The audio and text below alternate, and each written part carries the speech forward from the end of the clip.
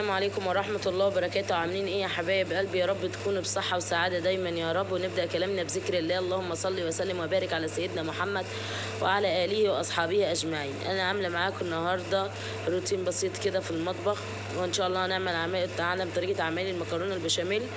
ودي حاطة هنا أول حاجة رحت أحط المية علشان أسلق فيها المكرونة. انتوا شايفين المطبخ متكركب ازاي؟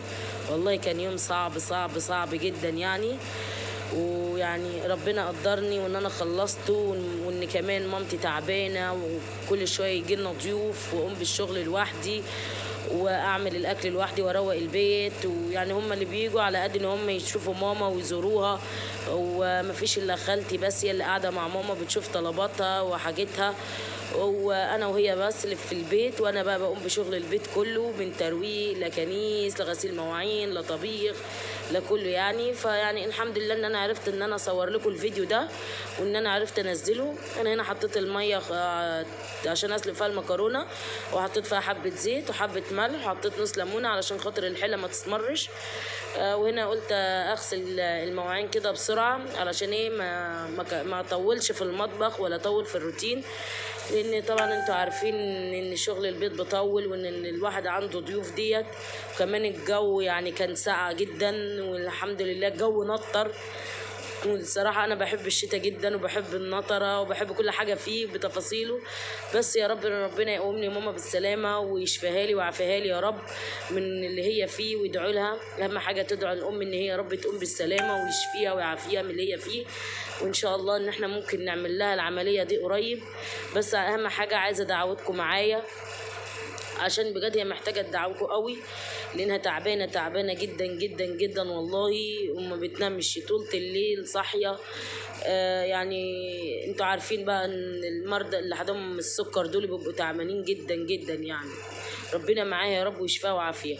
هنا انا في الميه قربت تغلي هنا كده، ورحت مفضيه فيها كيسين المكرونه.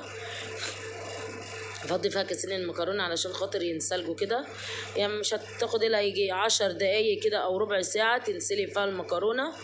انا يعني ايد في هنا وايد في هنا علشان الواحد يعرف يخلص بسرعه.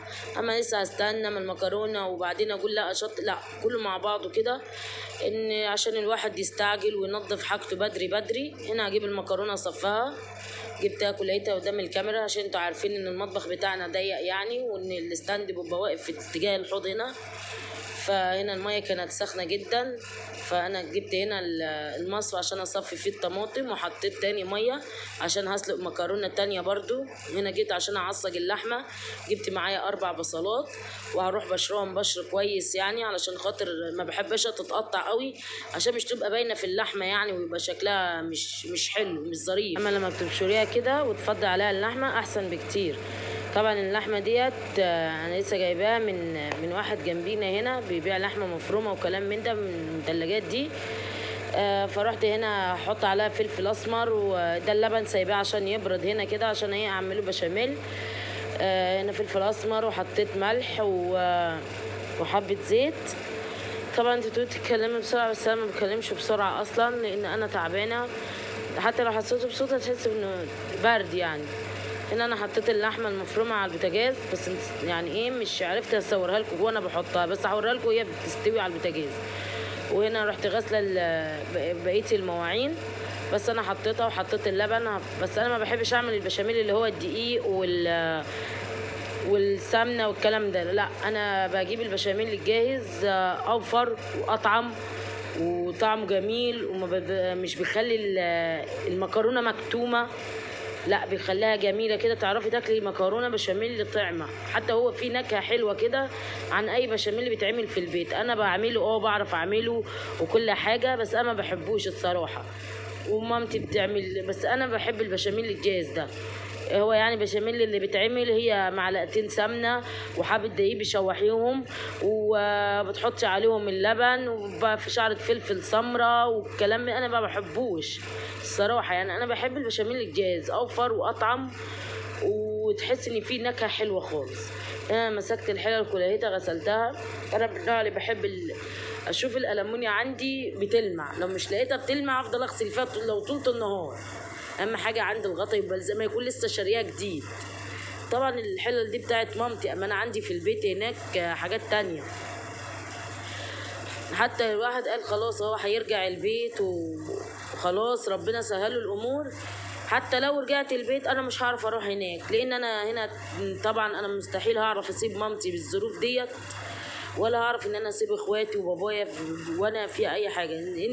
ان شاء الله ان حكمني ان انا اروح البيت هو يوم واحد بس اللي انا هروحه، بقيه الايام ان انا قاعده هنا عند امي لغايه ما ان شاء الله ربنا ياخد بايديها وتمنا بالف سلامه يا رب. هنا اللبن انا حطيته، بس انا مش مشغله كتير، انا لسه حاطاه دلوقتي وفاتحه النار، بس البشاميل بيتقلب على البارد. اللبن كان بارد اصلا لان انا كنت غليان من امبارح.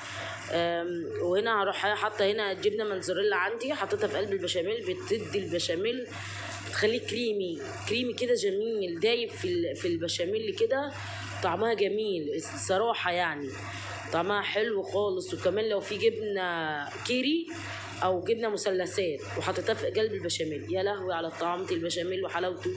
هنا معايا اللحمه المفرومه اهي، هو ده نص كيلو. النص كيلو ده انا هعمل بيه صينيتين مش صينيه واحده، وهتشوفوا معايا وانا بعمل بيه الصينيتين، وان شاء الله هتكفي وهتفيد كمان. وهنا البشاميل بقى سايباه عشان يتقل اهوت، لسه دوت ما تقلش، هصورهولكوا وهو بيتقل. دي لسه انا بس لازم ايديكي على طول في البشاميل عشان مش يبلبز ولا يعمل منك، وهيتقل وهيبقى عامل زي المهلبيه الجميله كده. ان شاء الله هتجربي الطريقه دي. ولو حطيتي كمان مكعبين جبنه مثلثات او جبنه كيري، بجد طعم البشاميل ما بيبقى فيش اروع من كده، طعمه خرافه. هنا البشاميل تقل اهو، وهروح جايبه هنا معلقتين على المكرونه هنا، علشان خاطر لازم ادوب المكرونه بكبشتين بشاميل كده عشان تبقى المكرونه شاربه من البشاميل شاربه من كل. والطبق دوت فيه جبنه موتزاريلا على جبنه رومي، انا بشتريها بحب احطها على الوش كده، ما بحبش البيض. في ناس بتحب البيض وفي ناس بتحب كده، انا ما بحبش البيض على الوش. هنا حطيت هنا كبشتين في جعر الصينيه علشان خاطر تبقى البشاميل مغطي المكرونه من فوقها لتحتيها كده. في ناس مش بتحط، بس كل واحد حسب رغبته وحسب اللي هو بيحبه. انا هفضي نص المكرونه تحت هنا في الصينيه، وهفضي عليها المكرونه البشاميل. اللي سهي عني بقى ان انا ما حطيتش كبشه بشاميل على اللحمه، بتبقى تحفه ان لما بتحطي كده اللحمه وتحط عليها كبشه بشاميل، يا خرابي على الطعامه. انا بقى من السربعه اللي انا فيها والضيوف عماله تيجي ده، انا كل شويه بفصل الفيديو بروح اشوف ان كنت اعمل شاي، اعمل قهوه، اقدم حاجه ساعه، واجي اشغل الفيديو تاني افصل واجي. والله العظيم انا عايزه دعوتكم معايا، واهم حاجه يا عايزين تشجعوني وترفعوا من الروح المعنويه، وانا في الظروف دي تعملوا لي لايكات وتشتركوا لي في القناه. وشكرا لكل واحد مشترك معايا في القناه، وشكرا لكل واحد هيشترك معايا في القناه، هيتعلم وهيستفاد.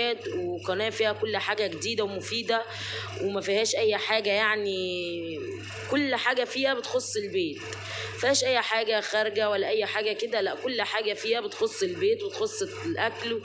وقناه جميله جدا. وشكرا لكل واحد مشترك معايا في القناه، وشكرا لكل واحد هيشترك معايا في القناه. بس ما تنسوش اللايك والاشتراك في القناه وتفعيل الجرس، وتكتبوا لي كومنتات حلوه تشجعوني بيها، وتجربوا عمايل المكرونه ديت وتقولوا لي ايه رايكم فيها. وانا هستنى منكم اي حاجه ان شاء الله، وهرد على الاسئله اللي انتوا هتكتبوها لي كلها. وان شاء الله عارفاكم ان انتوا بتشجعوني، وانا مش هكبر الا بيكم، والقناه مش هتكبر الا بيكم وبوجودكم. هنا انا عملت الصينيه الصغيره، وحطيت هنا حطيت المكرونه، بقيه المكرونه التانية، وحطيت هنا البشاميل برضو الباقي. وهنا حطيت الجبنه الموتزاريلا والجبنه الرومي. هنا انا بقرب الكاميرا بتاعت الموبايل لان انا بصور بالموبايل.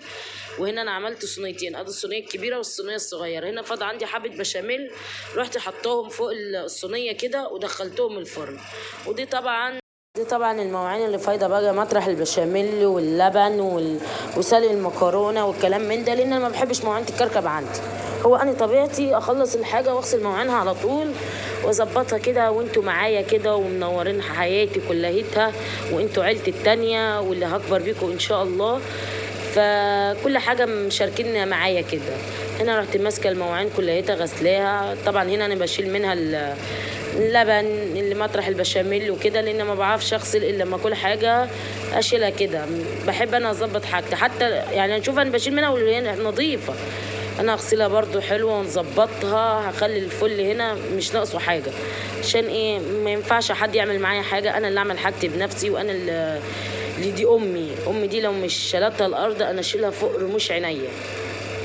هنا البشاميل اهوت، شفت الحله والله العظيم يعني هي مش هتاخد معايا وقت، اخلص المواعين كليتها وهروح مسافه ما اخلص المواعين مسافه ما هلاقي المكرونه كده هديرها وهتاخد وش وهتبقى.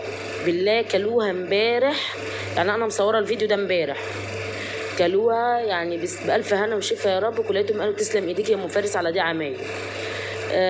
بجد طعمها جميل، والجبن مخلياها طعمها حلو، وبرضو لو حطيتوا جبنه كيري في القلب البشاميل مش هتنسوا حلاوتها ولا طعمها. واللي مش معاه يجيب كيري، ممكن يجيب مثلثات من العاديه برضو، ان هي بتدي طعم حلو خالص.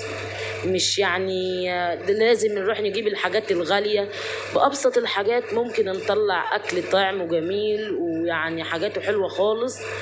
لأن في ناس طلبت مني طريقة العمايل المكرونة ديت، فأنا برضو ما رضيتش إن أنا أتأخر عنهم، فرحت منزلاها كده أول ما توفر عندي الوقت وتوفر عندي الطلبات، رحت منزلاها على طول، وقلت ايه مش هتأخر عن عيلتي التانية دول بأي حاجة، لأن انتوا أهلي وأنا مش هكبر إلا بيكم إن شاء الله. أهم حاجة ما تنسوش اللايك والاشتراك في القناة وتفعيل الجرس وعمال كومنتات حلوة كده تشجعوني بيها. وهنا انا خلصت المطبخ وخلصت كل حاجة، وهتشوفوا معايا هنا المكرونة وانا بطلعها هتبقى جميلة، والجبن ساحت من عليها كده، ومصوره لكم كل حاجة فيها، يعني ما فيش حاجة انا مش صورتها لكم. انا كانت ايدي في المواعين وايدي في المكرونة، لان يعني الواحد برضو لازم يبقى خفيف، مش يبقى تقيل. لا انا هطبخ، لا انا اعمل، لا هو انا الروتين ده مستاهل منكم بس ان انتوا تقدروني بلايك حلو كده وتشجعوني في كومنتات حلوه. ان انا بعد ما بخلص كده بروح غاسله البتاعه بتاعت الصابون ومشطفه السلكه من الصابون كده. طبعا يعني هي بتقعد حبه صغيره وبرميها، ما بتقعدش عندي غير هي اليوم نص اليوم كمان وبس. انا بحب السلكه اللي من النوع دي لانها بتخلي المواعين نظيفه وبتلمعهم كده. هنا انا جبت معاكم بقى هي المكرونه واخده وش اهي وهديرها. شفت الجبن ساحت ازاي؟ دول بقى حبه البشاميل اللي انا بقول لكم عليها، ان انا ايه قلت خساره ان انا ارميهم ولا كده، لا حطيتهم على وش المكرونه كده وهديرها. وهتشوفوا المكرونه بعد ما تطلع بجد كان طعمها تحفه تحفه تحفه، والبشاميل اللي سايح فيها هي واكنكي يعني بص طعمها جميل جميل اهو. شفتوها واخده الوش ومظبطه وطعمها جميل، والف انا وشوفها يا رب. ما تنسوش اللايك في القناه والاشتراك